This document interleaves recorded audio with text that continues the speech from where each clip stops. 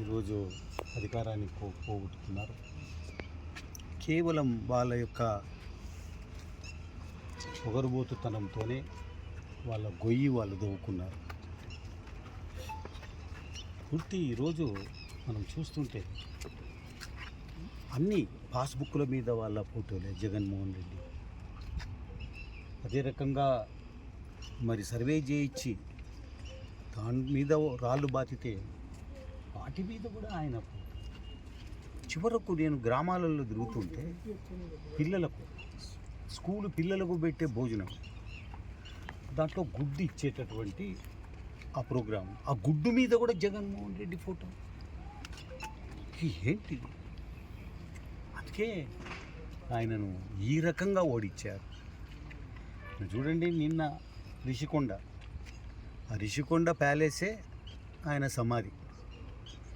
ఈరోజు అక్కడ ఏదో వింటుంటాం మనం, తాజ్మహల్ కట్టారు, ఎవరో నూర్జహాన్ చనిపోతే షాజహాన్ కట్టించాడు ఆమె మీద ప్రేమతో అని చెప్పి. ఈరోజు తనంతకు తాను సమాధి కానీకనే ఆ ప్యాలెస్ కట్టించుకుంది, రాజకీయ సమాధి. ఏది మన రిషికొండ. చిచి, అందరూ ప్రజలంతా చీకొడుతూ ఉన్నారు. ఎటువంటి వాడిని ఎన్నుకుంటేమిరా మనం, ఇటువంటి వాడిని ఏందా అని అని వాళ్ళంతకు వాళ్ళే ప్రజలంతా చీకొట్టే పరిస్థితికి తెచ్చుకున్నాడు ఆయన. ఆయన ఏదో నేను మళ్ళీ తిరుగుతా అంటున్నాడు. నువ్వు తిరుగుతే ఆ రోజు నీకు కోడి కట్టి అని ఒకటి పెట్టివి, మళ్ళీ ఏదో గురకరాయితో కొట్టించుకొని మ్యాచ్ ఫిక్సింగ్ పెట్టుకుంటుంది. ఈసారి గురకరాలు కాదు, నీ మీద పడేది చెప్పులు, బూట్లు. అదే రకంగా మరి ఏం రాళ్ళు పడతాయో తెలియదు. అంతనా దుర్మార్గము? ఏ రాచరికమా? రాజు నువ్వేమన్నా దాని నుంచి వచ్చింది నీకు రాచరికము? ప్రజలు ఎన్నుకోవాలా?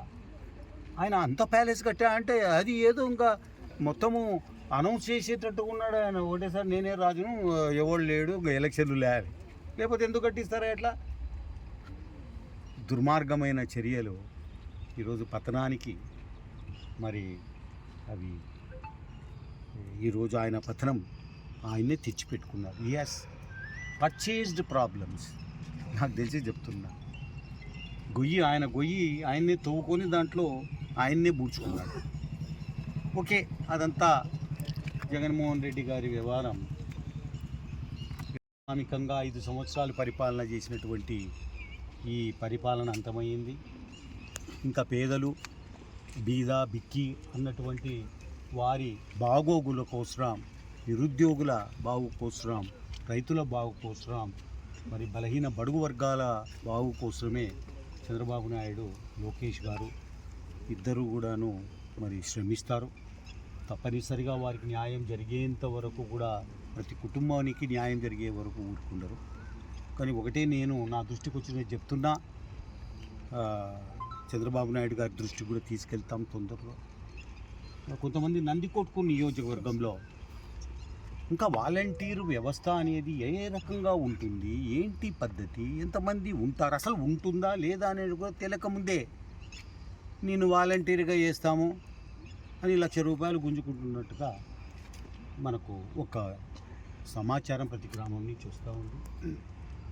ఈ తోలు తీస్తాం ఏమనుకుంటున్నారో మీరు పేదల దగ్గర ఈ రకంగా, పేదలకు రూల్ ప్రకారంగా చంద్రబాబు నాయుడు పరిపాలనలో ఏమి నిర్దేశిస్తారో దాని ప్రకారంగా జరగాల్సిందే. కానీ మీరు ఈ వంట వాళ్ళ పోస్టులు, వంట చేస్తారు స్కూళ్ళల్లో, వాళ్ళ పోస్టులకు డబ్బు గుంజుకోవడము, లేకపోతే వాలంటీర్లు ఒకరొకరి దగ్గర ₹1,00,000 గుంజుకోవడము, లేకపోతే పోస్ట్ వేపిస్తామని చెప్పి డబ్బులు గుంజుకోవడం, ఇది చేస్తే ఈ తోలు తీసి ఉప్పు కారం పట్టించి కుట్లేస్తాం. చూడండి, జాగ్రత్త.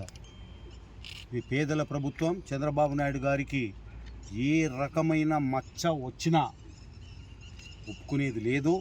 అందుకే మేము ఇంతకాలము ఈ అవినీతి పరిపాలన మీద మేము యుద్ధం చేశాం. మరి తెలుగుదేశం పార్టీని గెలిపించుకున్నాం, ఈ దొంగనా కొడుకులను ఓడగొట్టినాం. మీరు కూడా ఈ రకమైన పద్ధతుల్లో పోతే మీకు శాస్తి తప్పదు. మీరేదో వాలంటీర్ పోస్టుకు ₹1,00,000 లేకపోతే ఇంకోటి గ్రామాలలో లిస్టు తయారు చేసుకొని చేస్తున్నట్టుగా తెలుస్తుంది. ఒప్పుకునే ప్రసక్తి లేదు. చంద్రబాబు నాయుడు గారు అసలు ఒప్పుకోరు. దీనికి అవినీతి లేనటువంటి పరిపాలన ఇవ్వాలని మేమంతా కూడా, అది ఎక్కడైనా కానీ ఆంధ్రప్రదేశ్లో లేకుండా నంద్యాల పార్లమెంటులో ఎక్కడైనా దానికోసమే కృషి చేస్తాం, శ్రమిస్తాం తప్ప ఇంకోటి కాదు. మీరు ఈ రకంగా వసూళ్లకు పాల్పడితే మాత్రం మీ తోలు తీసేది ఖాయమని చెప్పి తెలుస్తుంది.